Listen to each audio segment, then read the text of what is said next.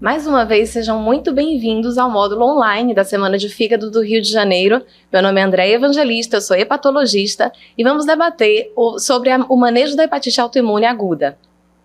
Tenho aqui no meu currículo essas duas feras das doenças autoimunes do fígado, a doutora Vivian Rothman e a doutora Débora Terrabuio, que vão falar de alguns aspectos da hepatite autoimune, especialmente as formas mais graves.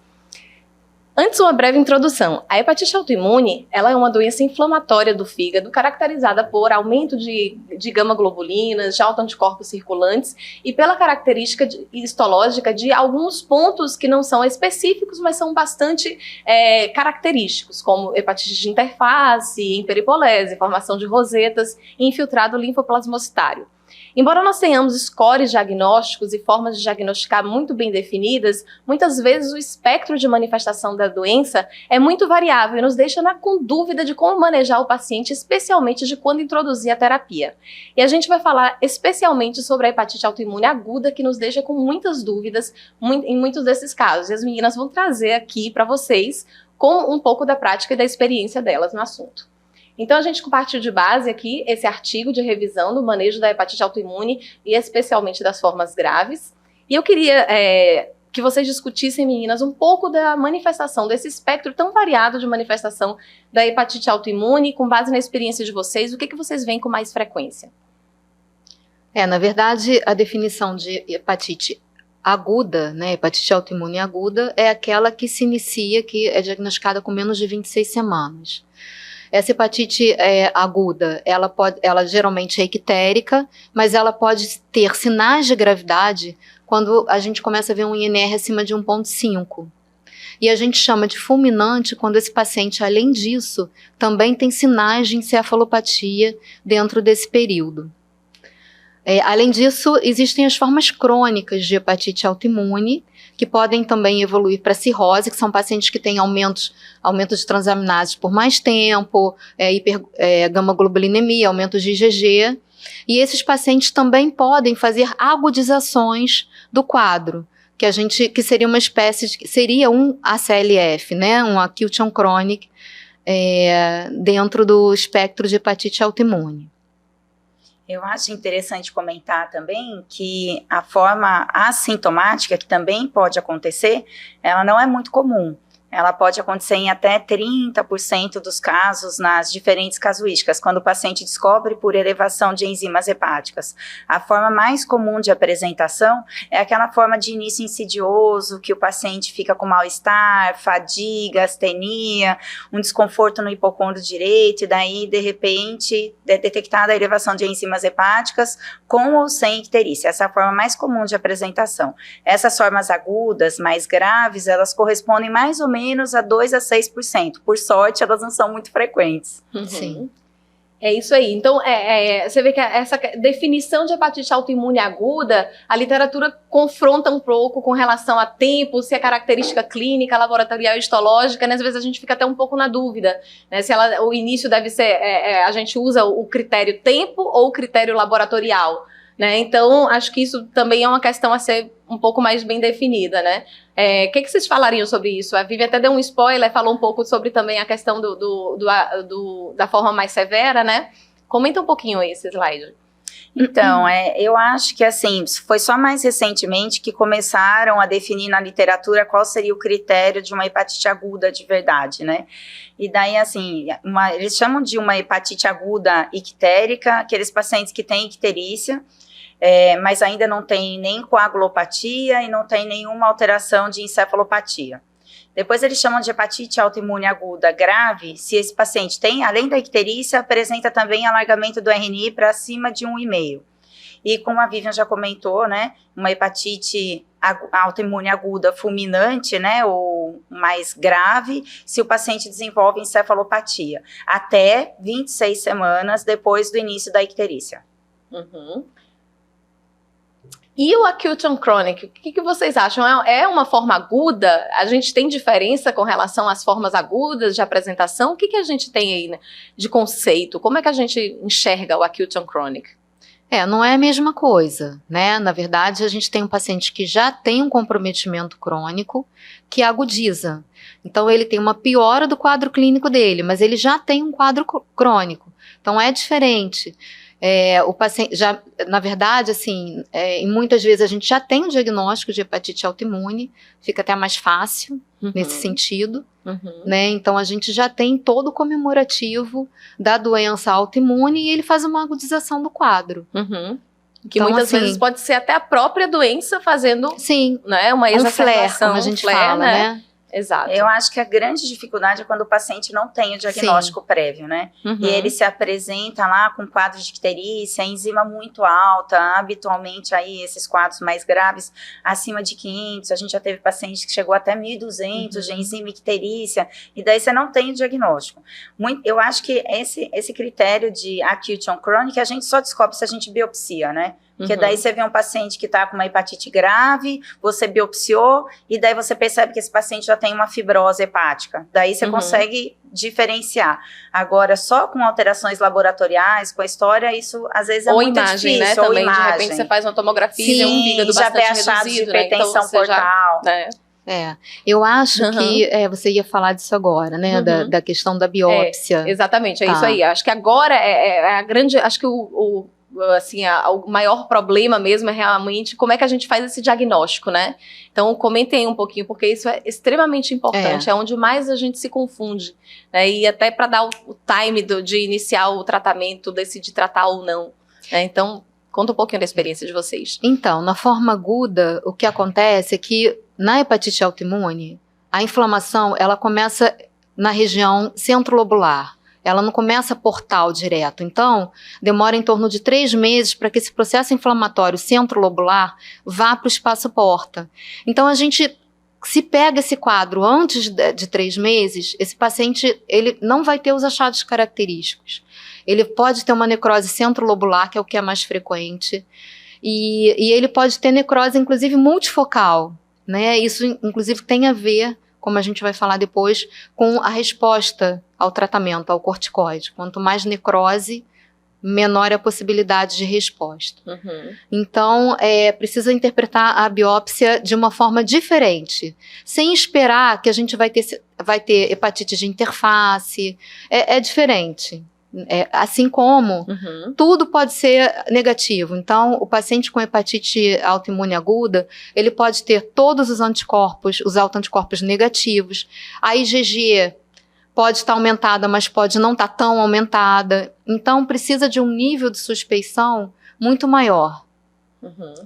Eu acho que, e aí a gente já tem uma grande dificuldade, né? Porque se o paciente só tem uma perivenulite central, se ele só tem agregado linfóide, que também pode aparecer nesses quadros mais agudos, e daí a gente vai usar um score para pontuar esse paciente, para decidir se a gente vai dar o tratamento, o paciente perde 5 pontos no score de 1999. E daí fica praticamente impossível você fechar o diagnóstico, porque assim, até 40% tem os anticorpos negativos, a IgG pode ser normal, e mesmo quando tem anticorpo positivo, o anticorpo pode ser num titro baixo, abaixo do que é recomendado nos guidelines internacionais para pontuar. Então, assim, o score diagnóstico de autoimune não serve para essas formas mais agudas de apresentação. Então, o que a gente faz na prática é pedir aquele kit de sorologias virais, né? Vírus A, vírus B, vírus C, descartar toxo, CMV, BV, descartar DIRI, que é uma coisa muito importante hoje, né? DIRI também faz enzima muito alta e acaba sendo um diagnóstico de exclusão. E muitas vezes, assim, você excluiu todo o resto e daí você não está achando uma etiologia e você acaba iniciando o tratamento, porque nem sempre esse paciente tem condições de biópsia também, né? Sim, isso que eu ia falar, porque a biópsia é importante, até para a gente ver a questão da resposta, inclusive, né, ao tratamento, mas muitas vezes o paciente já chega com uma coagulopatia muito importante, plaquetopênico, então assim... Disponibilidade de biópsia transjugular, né? E tem que avaliar, né, o risco-benefício. Exatamente. Né? A gente vai colocar esse paciente em risco, vai mudar muito a nossa conduta, né? Porque a gente está falando, a biópsia nem sempre ela vai ser conclusiva. Então exatamente. Isso tem que ser pensado. E a gente tem que lembrar que tempo é dinheiro nesse caso, né? Porque normalmente esses pacientes começam com essas formas mais graves e até 50% pode fulminar. Então, se você Demora posterga o muito. tratamento, porque você vai esperar o melhor momento para a biópsia, acaba dando tudo errado, você acaba prejudicando o paciente. Exatamente. E com relação a essa questão dos scores, né, você pode até tentar usar, mas sempre tem em mente que muitas vezes ele pode até mais atrapalhar do que ajudar, Sim. né? Sim. Então, porque ele pode acabar excluindo falsamente um diagnóstico que você tem na mão. Então, tenta usar, mas se percebeu que não fechou, não exclua, né? E lembrar sempre, né, que autoanticorpo negativo não afasta o diagnóstico, nem a IgG normal. Uhum. Então, assim, daí a história às vezes acaba ajudando muito, né? Você vê se tem histórico familiar de doença autoimune, se na minha prática, eu costumo pedir os anticorpos tiroidianos, peço fator reumatoide, para ver se tem sempre investigo Algum doença indício, celíaca, né? algum indício de alguma doença autoimune. E outra coisa que é importante lembrar, pelo menos lá no HC, às vezes os autoanticorpos saem depois que eu já iniciei o tratamento. Uhum. Então, ainda assim, tem isso, e o tempo para iniciar o tratamento, assim, faz toda a diferença. Uhum. Exato. E é isso que a gente vai falar agora, qual é o tempo, né? Em que momento que a gente vai, tá indicado, contraindicado, é um paciente muito grave para a gente iniciar corticoide, como é que a gente vai colocar esse corticoide, qual a dose, né? Quais são os preditores de falha, como é que a gente avalia a resposta? São muitas dúvidas, né? Não é fácil. A gente não tem muita resposta ainda, né? Tem os estudos mostram diferentes fatores prognósticos. Uhum. Então, um dos que a gente pode usar é o mel de sódio. O paciente que já se apresenta antes do tratamento com mel de sódio acima de 27, é um paciente que dificilmente a gente consegue resgatar. Uhum. INR também tem trabalhos que falam de valores acima de 2,5, outros acima de 5. Então, a gente pode usar também hiperbilirrubinemia grave, é um outro fator de mau prognóstico. E na biópsia, uma necrose maciça, mostrando que aquele parênquima meio que já está perdido, né? Colapsado, que a gente né? vai estar tudo colapsado, a gente não vai conseguir resgatar com Uhum. corticóide. Então, assim, depende do estudo, a gente vai juntando esses fatores Uhum.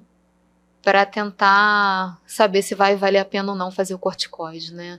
É difícil o manejo, O né? paciente que já chega fulminado, né? O paciente que chega em encefalopatia. Será que vale a pena a gente imunossuprimir ele? Talvez seja melhor Talvez seja já... até mais fácil esse aí, você já Esse decidir. até é mais fácil, a gente já lista, né? ele e já, né, segura o corticoide para ele não ficar tão imunossuprimido para o transplante. Então, acho que são esses dados que a gente tem que usar. Uhum, eu acho que uma coisa que a gente tem que ter em mente, né, até para vocês que estão vendo aí de casa, né, é que a gente sempre tem que colocar o paciente na fila de transplante. Você pode insistir em tratar e, assim, particularmente, eu sempre acho que vale a pena tratar, né, porque nada melhor do que ficar com o seu próprio fígado, né? Sim. Então, assim, mas a gente tem que ter o limite, né? Acho que encefalopatia é um bom limite, né? Talvez seja, às vezes a gente fica se esforçando para resgatar esse fígado de um paciente que já tem encefalopatia e aí aumenta o risco de complicação infecciosa. Esses pacientes com hepatite fulminante já têm mais chance de fazer infecção bacteriana e fúngica e daí você vai dar o corticoide. Então, assim, talvez o grande ponto de COD seja esse. Também teve um estudo recente falando que aqueles pacientes que tinham MELD acima de 40, o tratamento com corticoide foi fútil. Agora, eu concordo com a Vivian, assim, a gente trata com mais cuidado esses MELDs altos, mas eu não deixo de tratar. Mesmo esses MELDs acima de 27, 28, que a gente sabe que tem menor chance de resposta, a gente sempre tenta, né? E tenta com esquemas diversos, né? Na literatura não tem uma dose padrão, né? Assim, tem gente que usa metilprednisolona, faz 3 dias de pulso, tem gente que usa hidrocortisona, 300 miligramas, a maioria dos serviços usa prednisona, meio a 1 miligrama por quilo dia, parece que não tem diferença, não precisa fazer dose endovenosa, e recentemente o guideline da SLD sugeriu a dose de 60 miligramas dia. Não é a dose que eu faço. Como eu tenho muito medo desses pacientes infectarem, eu sempre começo uma dose mais baixa. A gente usa aí entre 20 a 40, começa com 20, o paciente começou a melhorar, não tem ascite, outra coisa também, né? Que me incomoda é a presença de ascite, né? Que daí você vai começar a imunossuprimir um paciente grave que tem ascite. Então, assim, o paciente que não tem, que tá indo bem, eu começo com 20, depois eu aumento para 40. E você, Vivian, como é que você faz? Eu começo com 1 miligrama por quilo, e eu tenho um feeling, assim, de fazer venoso. Eu faço metilprednisolona, prefiro em relação à hidrocortisona, porque tem mais efeito anti-inflamatório. Então, eu prefiro fazer endovenoso. Eu acho que a absorção é melhor. A gente tem essa questão, né, de alcançar o nível sérico com mais certeza. Esses pacientes às vezes têm edema de alça, então eu prefiro fazer endovenoso. 1 miligrama por quilo, metilprednisolona. Joia. E vocês fazem profilaxia para infecção bacteriana? Como é que vocês têm feito isso na prática clínica? Só para a gente encerrar, porque eu acho que é uma dúvida que... Na verdade, a Andréia já perguntou isso para provocar a gente, porque ela já conhece, né? Me conhece a Débora. Então, eu não costumo fazer. Eu acho que antibiótico, ele é muito bom quando é usado no momento adequado. Então, eu acho assim que é essencial a gente acompanhar esse paciente, porque como a Débora falou, o risco de infecção é alto, mas eu só começo antibiótico se eu realmente tiver evidência de que esse paciente está infectado. Tá? Pela questão de aumento de resistência, então eu não faço. Débora, e você? Então, na realidade, assim, o que eu tento fazer antes de começar a imunossuprimir o paciente é colher todas as culturas, né? Então, hemo, uro, fazer um raio-x, proteína C reativa, assim, dar uma boa rastreada mesmo que o paciente esteja assintomático. Daí, se o paciente não tem ascite, eu não começo antibiótico, mas a gente fica vigilante, são pacientes que ficam internados muito tempo, às vezes tem alguma infecção intra-hospitalar, então a gente vai seriando a proteína C reativa, então assim, eu fico muito tranquila com o paciente que não tem ascite. Agora eu vou discordar da Vivian, e a gente está aqui para isso, né? Nos pacientes com ascite eu tenho um pouco mais de medo, né? São pacientes mais graves, são pacientes que normalmente já têm uma forma mais arrastada de início do quadro, e daí eu acabo tendo muito medo de peritonite bacteriana. Se eu vou imunossuprimir um paciente com hepatite aguda grave com ascite, a gente começa norflox profilático, mas assim, não tem nenhum embasamento na literatura para fazer isso, né? É uma coisa que a gente faz por um receio de infecção, né? Mas já tem alguns estudos mostrando que o corticoide não aumenta de forma significativa o risco de infecção, mesmo nessa população. Mas quando a gente está lá no dia a dia, uma coisa é o que está escrito no artigo, né? Outra coisa é a hora que você está na frente do paciente, que você tem que tomar a decisão e você não tem que tentar não atrapalhar o doente, né? Então, assim, na ascite eu uso. Muito bem, meninas, muito obrigada. E lembrar que é um caso extremamente grave. Para quem está longe de um centro de transplante, é bom correr atrás, é bom discutir o caso. Se você tem dúvida, corre atrás de um centro de transplante, passa o caso, discute, porque realmente todos nós temos dúvida, não é só você que está longe, que está distante, mas acredito que essas recomendações práticas vão servir muito para o seu dia a dia. Obrigada, meninas. Obrigada. Obrigada.